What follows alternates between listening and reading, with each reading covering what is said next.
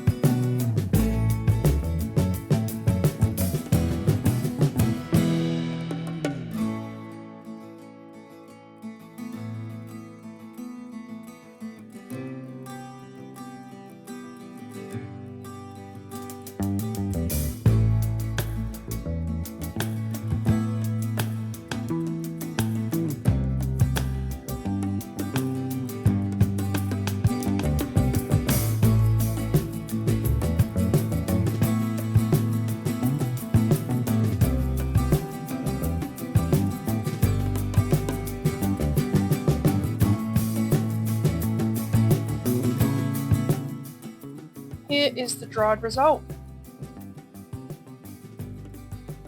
I need to fix up a bit of the edging with white paint on the mandala.